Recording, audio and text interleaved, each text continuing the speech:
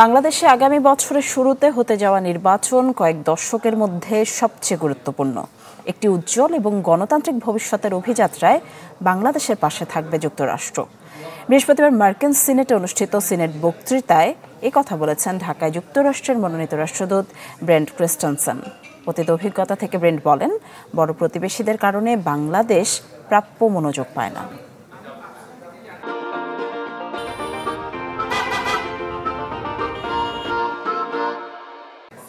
চলতি বছর ২ সেপ্টেম্বর ব্রেন্ট ক্রিস্টেনসনকে বাংলাদেশের পরবর্তী ওয়াশিংটন দূত হিসেবে মনোনীত করেন মার্কিন প্রেসিডেন্ট।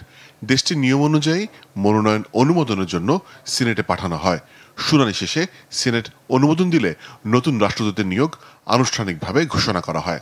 এরই ধারাবাহিকতায় বৃহস্পতিবার শুনানিতে অংশ নেন ব্রেন্ট ক্রিস্টেনসেন। সূচনা বক্তব্যে ব্রেন্ট বাংলাদেশে রাষ্ট্রদূত হিসেবে মনোনয়ন দেওয়ার জন্য প্রেসিডেন্ট ডোনাল্ড ট্রাম্পকে ধন্যবাদ দেন। আস্থা রাখায় পররাষ্ট্রমন্ত্রী মার্কো রুবিওর প্রতি কৃতজ্ঞতা প্রকাশ করেন। বলেন, অনুমোদন পেলে তিনি বাংলাদেশের সঙ্গে সব ক্ষেত্রে যুক্তরাষ্ট্রের কূটনৈতিক ও নীতি স্বার্থ এগিয়ে নেবেন। We need more countries to increase financial support to ease the burden on us.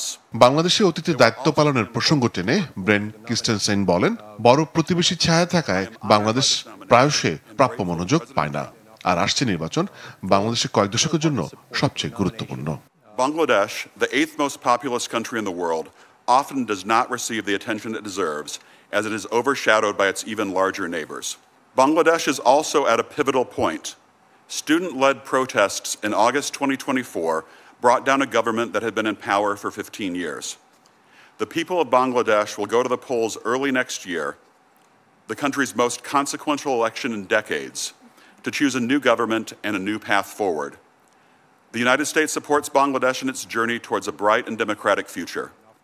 এরপর প্রস্তুত পর্বে আসে বাংলাদেশ ও দক্ষিণ এশিয়াতে প্রতিরক্ষা খাতে চীনের প্রভাব বিস্তারের বিষয়টি।